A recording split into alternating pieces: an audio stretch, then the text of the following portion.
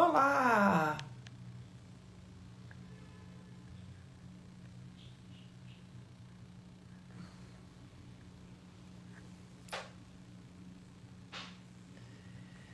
Olá, boa tarde! Eu sou a professora Karine, sou professora, coach para concursos e hoje a gente está aqui para fazer uma análise do edital do INSS. Vou fazer uma análise diferente do que você já está vendo por aí, né? Eu sei que já tem bastante análise, bastante informação, mas quem acompanha minhas lives sabe que eu não costumo trazer informações manjadas. Eu tô aqui para falar do suprassumo, né? Para contar o que eu realmente acho que vai acontecer, para falar um pouco de estratégia de prova. Então, fica por aqui que você vai aproveitar bastante, vai entender bastante, tá bom? Vou falar antes de começar. Primeiro eu vou te pedir para compartilhar essa live, tá? Com as pessoas que você acha que vão aproveitar. E já que tá me perguntando no direct e nos comentários do post que eu fiz, sim, você pode ser orientado por mim para o concurso do INSS. Basta você escrever para esse WhatsApp que eu deixei fixado aqui, tá? É 11 99581 4007. Você vai receber o descritivo do Coaching Extreme, que é um coaching que eu elaboro focado no pós-edital. Ele vai até a data da prova, ou seja, até 27 de novembro. E para inscrições hoje, ele está com desconto, tá? Então, se você se inscrever no Coaching Extreme, hoje você ganha desconto. Então, é isso. Sem mais delongas, vamos lá.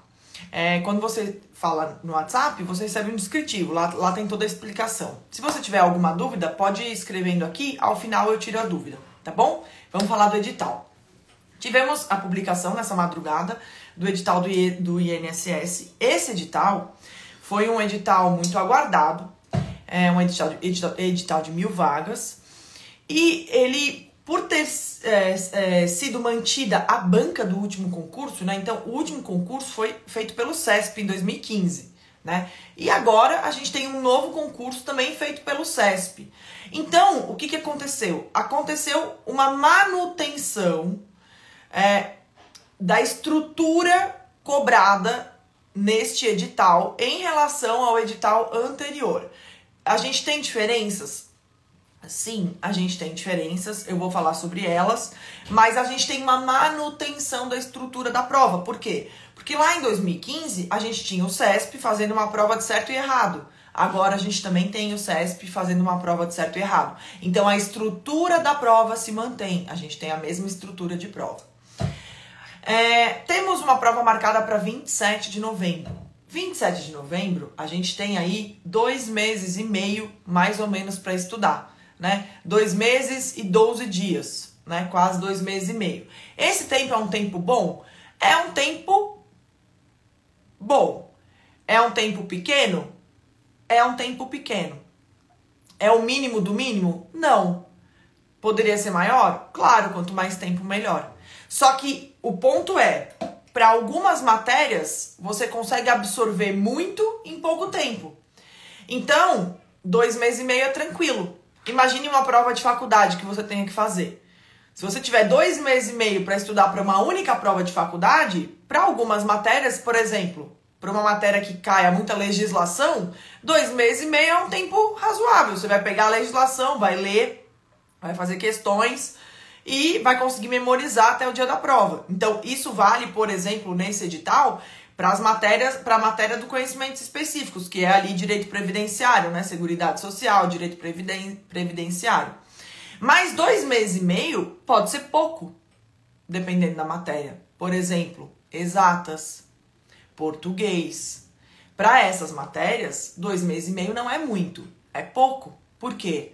Porque são matérias que envolvem raciocínio, envolvem um raciocínio maior, envolvem até a gente lidar com bloqueios. Muitas pessoas têm bloqueios com matérias, bloqueios com provas, bloqueios com exatas, bloqueios com português. Então, se você tem que lidar com um bloqueio, por exemplo, um bloqueio em exatas, por exemplo, um bloqueio em português, se você tem que lidar com esse tipo de bloqueio, 2 meses e meio não é muito, 2 meses e meio é pouco. Ah, professora, significa então que a pessoa não vai passar? Não, significa que depende, significa que é um desafio, entende? O que eu quero que você entenda é que esse tempo, essa análise de tempo é uma análise subjetiva e é uma análise relativa. Relativa a quê? Relativa à matéria que a gente for analisar e relativa ao bloqueio que você possa ter com cada matéria. Então dizer assim, 2 meses e meio é muito. Não, pode não ser muito. Né? Pensa numa pessoa que tem muita dificuldade com exatas. Ela vai ter que resolver uma prova com 6 questões de exatas daqui 2 meses e meio. Então isso pode ser pouco tempo. E pode ser muito, porque legislação, por exemplo, aquilo que a gente estuda hoje, em legislação, se a gente não tiver um sistema de revisão bacana, eficiente, em 2 meses e meio a gente esquece. Então é pouco tempo. Certo? Então é muito tempo. Fica um tempo muito grande entre o estudo e a prova. Então, por isso que a gente tem que analisar os pormenores, tá? Analisando as matérias que foram cobradas, a gente tem mais ou menos as mesmas matérias. Por quê? Porque no edital de 2015, a gente tinha uma matéria a mais, que era a matéria, né? Uma matéria a mais no seguinte sentido. A gente tinha assim, opa, peraí, deixa eu pegar aqui. Ó, a gente tinha regime jurídico único, separado, e esse regime jurídico único, que era separado e era na P1, nesse concurso também é na P1, mas dentro de direito administrativo. Então não é que regime jurídico único não vai cair, né? Não é isso. Antes, no concurso de 2015, a gente tinha uma matéria separada que dizia regime jurídico único. E dentro dessa matéria, a gente tinha a cobrança da 8.112. Agora, a gente não tem mais essa matéria separada no edital. A gente não tem mais ali regime jurídico único. Mas regime jurídico único é o estatuto. O Estatuto do Servidor Público Federal, que eu, por exemplo, que passei na Receita Federal, também estudei. Por quê? Porque eu também sou regida por esse estatuto, né? Então, como é um estatuto, ele tem que ser cobrado. Não tem como uma pessoa entrar no serviço público e não saber o próprio estatuto, não saber quais são as leis, né? Qual é a regra que rege o próprio cargo, né? O próprio regime jurídico. Então, essa matéria, ela foi colocada dentro de direito administrativo. O que eu acho que vai acontecer? A gente vai ter mais questões de direito administrativo nessa prova, em relação ao que a gente teve lá em 2015. Então, eu vou passar para você um panorama do que a gente teve em 2015, tá? Então, em 2015, a gente teve 15 questões de língua portuguesa, ou seja, 5,6% da prova. Tá? Então, 5,6% da prova foi de português. Informática foram 5 questões, ou seja, 1,9% da prova.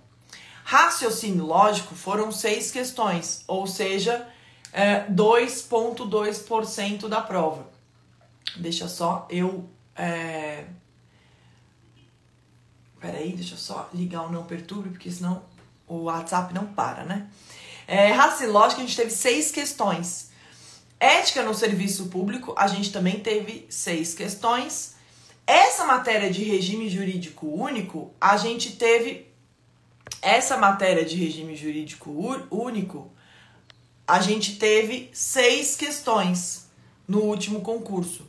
E essa matéria foi a matéria que foi colocada, né, que agora está dentro de direito administrativo. Ou seja, como essa matéria agora está dentro de direito administrativo, eu acredito que direito administrativo agora vai vir com mais questões. Por quê? Porque no último concurso a gente teve apenas 5 questões de direito administrativo. Então eu acho que agora a gente vai ter mais. A gente vai ter, no mínimo, na minha opinião, umas 10 questões de direito administrativo. Por quê? Porque elas vão contemplar o regime jurídico único, que no último edital era uma matéria em separado. Tá bom?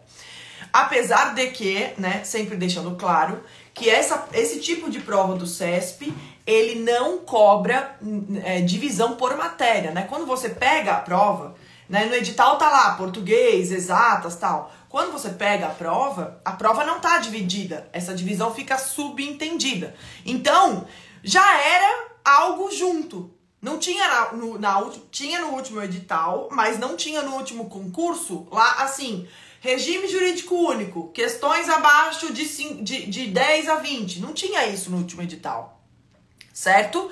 Tinha só assim, com relação à lei 8.112, responda as questões abaixo. Então já não faz muita diferença, isso acaba não fazendo muita diferença. Vão cair questões da 8.112 na prova, estando numa matéria separada ou não. Então, se você achou que ia se livrar da 8.112, não vai se livrar, tá? Sinto muito, mas você não vai se livrar. Vai ter que estudar 8.112 mesmo assim. E é uma lei extremamente importante. Professora, como é que eu devo estudar essa lei? Na minha opinião, a melhor maneira de você estudar essa lei é vendo uma videoaula sobre ela. Tem um monte de aula gratuita no YouTube, você pode ir até no YouTube, vai lá no YouTube 8.112. Pega um aulão daqueles que duram 2, 3 horas, tem vários, inúmeros, de vários cursinhos, e vai comentando a lei. Vai fazendo as suas anotações na própria lei seca, que você baixa essa lei seca na internet. E aí você vai comentando essa lei seca pelo vídeo. Depois você tem lá uma lei personalizada, né, uma lei que você fez, e senta o dedo nas questões. Tá? Essa é uma excelente maneira de você estudar essa lei, tá bom? Constitucional, no último concurso, a gente teve 7 questões. E administrativo, como eu disse, a gente teve 6. Eu acho que a gente vai ter mais questões agora de administrativo. Por quê? Porque regime jurídico único entrou dentro de administrativo, tá? Então, se você tiver que escolher entre priorizar constitucional e priorizar administrativo, priorize administrativo. Por quê? Porque cai um monte de lei lá dentro, inclusive o regime jurídico único. Beleza? Aí vamos para a P2, né? A P2 são 70 questões. No último concurso também era, tá? 70 questões. Das 51 a 120 é questão de direito previdenciário. Desculpa, que é a P2, né? Direito previdenciário. E aí a gente tem algumas mudanças. Deixa eu pegar aqui o edital atual para te falar. Ó. A gente tem o edital atual e o edital anterior. O edital anterior era bem menor, tá? O edital anterior, ele era um edital bem menor, era um edital bem pequeno. O edital atual, ele é bem maior. O edital, para você ter uma noção, tá? O edital anterior, ele ia até o item 14. O edital atual, ele vai até o item 23. Ah, professora, mas é só um número. É, mas ele realmente representa uma ampliação dos conteúdos cobrados, tá? O que significa isso? Significa que agora a gente tem mais conteúdos sendo cobrados em direito previdenciário, em seguridade social. Isso, ao meu ver, dá uma resetada no game. Esse rally de pós-edital dá uma resetada. E é o que eu sempre falo. Já tinha falado isso para os meus alunos lá do APA. Se você já está no APA, se você viu as aulas lá do APA sobre INSS, você vai entender o que eu estou falando aqui. Quando a gente resolve se preparar para um concurso antes do edital, é interessante que a gente se prepare para aquilo que não vai mudar. O que não vai mudar? Por exemplo, português. Português é uma matéria extremamente importante. E a probabilidade do edital vir diferente do que o anterior é baixíssima. Por quê? Porque não tem como cobrar português de maneira diferente. Não tem como o CESP inovar e cobrar um outro edital. É português. Certo? Não tem como ele... Ah, esse aspecto... Não tem. Ah, muda uma coisinha ou outra? Muda. Claro que muda. Ele pode cobrar manual da redação e pode não cobrar? Pode. No caso do edital anterior, cobrou o manual de redação e no caso do edital atual, cobrou o manual de redação. Mas não tem como ele inventar muito, certo? Mesma coisa, direito constitucional. Tem como ele inventar muito em direito constitucional? Não tem. Por quê? Porque é a Constituição Federal. Só tem uma lei, que é a Constituição Federal. Mesma coisa, direito administrativo. Ele tem como inventar muita coisa? Até tem, ele pode colocar lá uma coisa ou outra, tal, pode colocar licitações, pode colocar a lei nova, pode colocar a lei antiga, mas também tem uma doutrina muito forte, certo? Mas raciocínio lógico, mesma coisa. Ah, ele pode cobrar um aspecto a mais, um aspecto a menos, mas raciocínio lógico é raciocínio lógico. Vai cair lá matemática básica, vai cair uma coisa ou outra de lógica. A essência não vai mudar. Informática, mesma coisa. Tem como mudar a essência de informática? Não, é informática. Agora, direito previdenciário é uma matéria que pode mudar muito. Por quê? Porque entre o concurso anterior e o concurso atual, a gente teve uma reforma da Previdência. Certo? Que aconteceu em 2019. Além disso, entre o edital anterior e o edital atual, a gente teve uma imensa discussão sobre regimes previdenciários, o que vale, o que não vale, o que conta para aposentadoria, o que não conta, um monte de normas novas. Direito previdenciário é uma matéria que muda muito, com reforma da Previdência ou sem reforma da Previdência, ela muda muito. Porque é uma matéria que tem muita atualização legislativa, muita alteração de norma. As normas mudam muito. Isso aconteceu, inclusive, comigo. Quando eu estava para concurso, eu comecei a estudar previdenciário quando o edital saiu. Quando o edital da Receita saiu, eu comecei a estudar previdenciário, porque daí eu tinha certeza que não ia mais mudar. Porque eu via... Eu comecei a estudar para o concurso da Receita no dia que a autorização saiu. E mesmo, ou seja, 9 meses antes da prova. Ou seja, mesmo nesse pequeno período, teve livro que eu vi o pessoal comprando, eu não comprei. Mas teve livro que eu vi o pessoal comprando que tinha atualização a cada mês. Cada mês saiu um livro novo. De tanto que a matéria muda.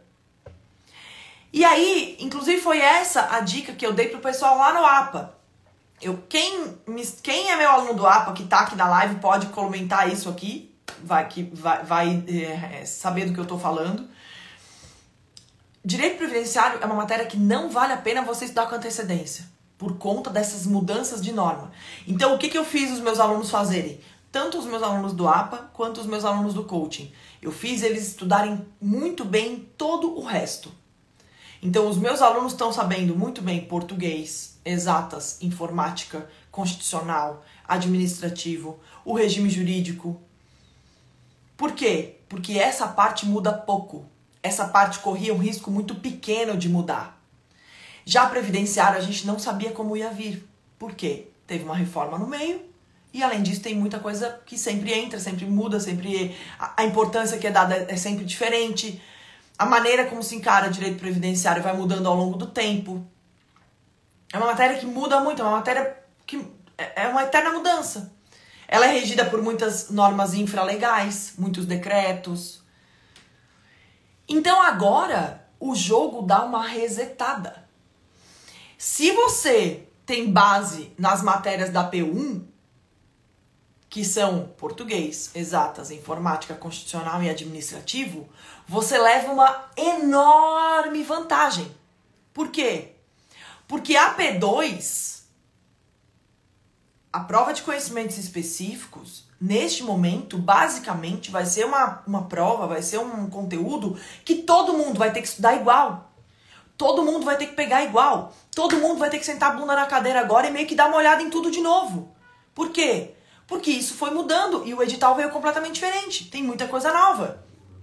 Tem um monte de mudança. Um monte de coisa diferente. Então... Se você fez a tua cama antes, se você tem base em português, exatas, informática, constitucional, administrativo, você se preparou para aquilo que importava. E agora você fez a tua cama e agora você tem todo o tempo até a prova, ou seja, você tem que revisar, tem que fazer provas, assim por diante, mas agora você tem todo o tempo do mundo para se dedicar a essa parte que é nova, a essa parte que entrou no edital, essa parte que é novidade. Ah, mas caiu alguma coisa no edital anterior? Sim, caiu, especialmente a parte constitucional, mas boa parte é nova, boa parte aqui é novidade. Entendeu? É por isso que quando a prof fala assim, vocês têm que ter base para encarar um edital, tem que ter base para encarar uma prova. Você pode até não ter essa base, mas se você tem, você fica em vantagem. Por quê? Porque agora você vai pegar o teu tempo, vai olhar para esse edital, que não muda mais, né? A não ser que tenha alguma retificação, alguma coisa ou outra, mas esse edital é o edital, foi publicado hoje. A não ser que tenha alguma mudança pontual de conteúdo, mas a gente tem que trabalhar com esse que tá aqui. Você pega esse edital e é nele que você vai mergulhar a tua energia agora. Sacou? Professora, mas eu não estudei. Eu nunca estudei para concurso e eu quero começar a estudar agora para o INSS. Eu tenho chance? Eu fiz um post sobre isso mais cedo, respondendo uma caixinha de pergunta. Você tem chance a depender de como você encara os teus estudos e de como é a tua referência de estudo. E eu não tenho como saber disso, porque vai variar de pessoa para pessoa. Então, o tempo até a aprovação, ele depende, eu sempre falo isso, não é de hoje, mas o tempo até a aprovação, ele varia com 4 fatores. Primeiro, a tua bagagem prévia. Então, por exemplo, se você já viu português em algum momento da tua vida, se você tem um certo conhecimento de português, se você fez direito e teve direito na faculdade, se você fez engenharia e teve exatas, se você saiu do ensino médio e fez um ensino médio em que você estudou um pouco mais, isso tudo te ajuda agora. Então esse é o aspecto número 1, bagagem prévia. Aspecto número 2, bloqueio com matérias. Se você tem bloqueio com alguma matéria, esse bloqueio, ele pode ser um bloqueio difícil de você resolver agora. É impossível? Não, mas pode ser difícil. Então, por exemplo, se você tem bloqueio com exatas. Se você tem bloqueio com exatas, você vai ter que encarar esse bloqueio agora, no pós-edital, para conseguir aprender as matérias de exatas que estão no edital. E você vai ter que fazer isso junto com esse aprendizado de direito previdenciário, junto com o aprendizado de constitucional, administrativo. Então você vai ter que destinar um tempo um pouco maior para exatas agora, que você poderia destinar para outras matérias, mas vai ter que destinar para exatas. Ou seja, esse tempo, ele vai ser mais... ele vai te ser um pouco mais desafiador, digamos assim. Tá? É impossível, professora? Não, mas pode ser um desafio maior do que para outras pessoas.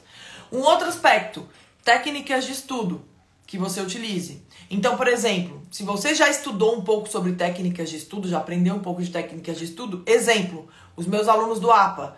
Os meus alunos do APA já estão aprendendo sobre como estudar há um tempão.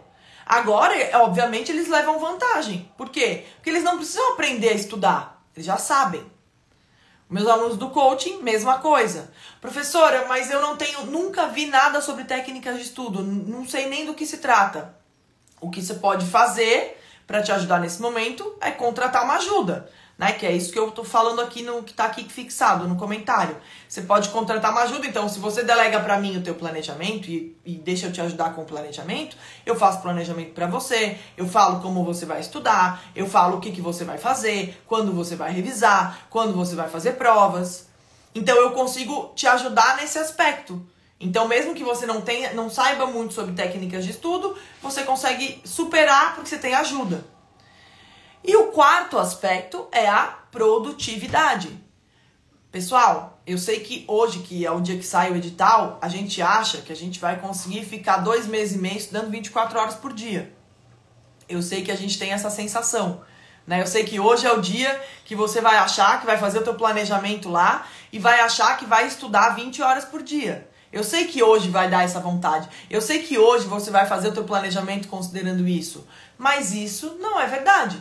Você não vai conseguir. E mesmo que você consiga ficar na escrivaninha estudando, sei lá, 5 horas por dia, a gente tem que ver se essas 5 horas que você vai conseguir estudar por dia realmente vão ser produtivas. Ou você vai ficar procrastinando, olhando a formiguinha que está passando na parede, mexendo no celular o tempo todo. Então isso também varia, isso também ajuda ou prejudica. Então, eu não tenho como dizer se vai dar tempo ou não de você ser aprovado. Por quê? Porque eu não sei esses 4 aspectos extremamente importantes relacionados a você de forma específica. O que eu posso fazer é te ajudar com o conhecimento que eu tô passando nessa live, te ajudar com os conhecimentos que eu passo aqui no meu perfil, te ajudar se você resolve me contratar para te ajudar de maneira mais específica, né? Como no Coaching Extreme pro INSS, mas não dá para responder essa pergunta de uma forma geral, beleza? Professora, tem algum outro ponto que você elenque nesse concurso? O curso de formação, né? A gente teve a inclusão de curso de formação. Eu tô vendo uma galera aí meio desesperada com ele, só que eu não entendo o porquê do desespero. Gente, curso de formação é algo que vai entrar cada vez mais nos concursos. Cada vez mais os concursos vão ter curso de formação. Por quê? Porque a pior coisa que tem é você chegar, teu nome tá na lista de aprovados e você é colocado lá numa agência e tem que resolver BO desde o primeiro dia. É legal ter um curso de formação. É legal que você tenha esse período para se preparar. Eu fiz curso de formação na Receita e foi bom para mim.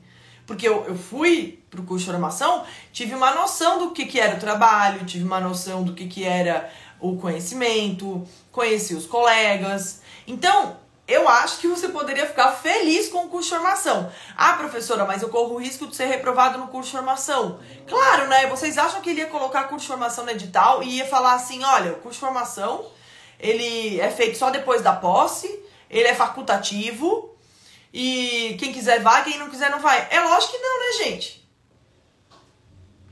É serviço público. Curso de formação é pago com dinheiro público. Você tem que fazer o curso de formação e aprender e se esforçar. E não adianta. Se não tiver essa pressão, ninguém faz. Então, assim, curso de formação é difícil? Ele pode até ser puxado, mas você vai ter passado no concurso, então ele não é difícil. Se você levar nas coxas, se você achar que é facultativo, se você não estudar, se você empurrar com a barriga, aí você corre um risco de ser reprovado, beleza. Mas se você levar de boa, e eu não tô falando assim que você tem que sair da aula todo dia e virar noites estudando, não é isso. Mas se você levar de boa, se você for assíduo, se você estudar durante a aula, se você estudar um pouco para as provas, não é que você vai passar 2 semanas estudando para cada prova. Se você estudar um pouco para as provas, se você fizer tudo isso, você passa no curso de formação. Não é um problema. Não vai ser o curso de formação que vai rodar uma pessoa que passou no INSS. Então tira isso da cabeça, deixa isso de lado, tá? E aí, no mais, falando sobre a preparação, se você tem base nas matérias da P1, parabéns por ter construído essa base. Agora mergulha nessa prova, nessa P2, mergulha nas matérias de direito previdenciário, mergulha nelas, mergulha nessas leis, entende, memoriza e boa sorte, boa aprovação. Se você está começando agora do zero, você vai ter um desafio maior, vai. É um desafio? É. É impossível? É possível. É impossível? Não. Só que você tem que ter a consciência de que é mais difícil para você. E tem que ser mais difícil para você. Concurso premia esforço. É óbvio que quem está começando a se esforçar hoje vai ter que pagar um preço maior do que a galera que já vem se esforçando há um tempo. Normal. Que bom que é assim. Se não fosse assim, todo mundo deixava para estudar no dia que saiu o edital. Certo? Então, é isso. Acho que falei sobre boa parte das coisas. Não quero ficar aqui enchendo linguiça e enrolando para você. Com relação aos pormenores específicos de cada matéria, em relação especialmente à lógica, tá? Raciocínio lógico, a gente tem mais forte a cobrança de lógica, tá? Mas a gente também tem cálculo com porcentagem. Para acertar porcentagem, eu tenho que saber fração, eu tenho que saber divisão sem calculadora, eu tenho que saber tudo isso. Então, é importante que você estude matemática também, tá? Especialmente proporção, porcentagem, frações. Não é só estudar aquela porcentagemzinha, vai ter que fazer continha de fração, vai ter que fazer continha com porcentagem, tá? Mas é um conteúdo mais simples, né? Porque é mais lógica. Lógica é um pouco mais fácil do que matemática, tá? Informática, aquela parte super básica, né? Que sempre cai de informática. O resto, padrão, como no último edital, não tivemos muitas mudanças. Acho que eu falei de tudo que eu queria falar. Tá bom? É isso. Se você quiser que eu te oriente para esse concurso e quiser fazer isso com desconto, faça hoje nesse WhatsApp que tá fixado aqui. Lembrando que, assim, essas vagas são limitadas, tá? Eu não sei até quando a gente consegue oferecer, por 2 motivos.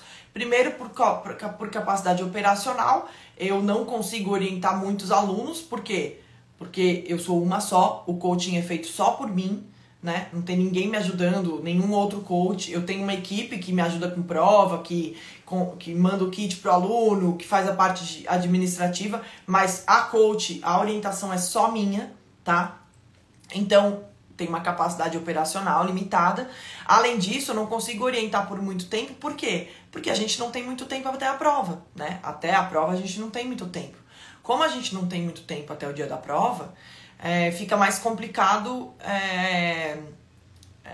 pegar um aluno para estudar daqui a um tempo, né? Eu preciso desse tempo para conseguir orientar, tá bom? Preciso ter um tempo para fazer o trabalho direito, né? Então, manda o WhatsApp, se inscreve ainda hoje. Professora, qual é o valor? O valor hoje está com desconto. Você consegue pagar em 10 vezes sem juros. O valor com desconto, hoje, fica 10 vezes de R$ 89,90. É isso, se eu não me engano. Com desconto, tá? Só válido hoje. 10 vezes de R$ 89,90.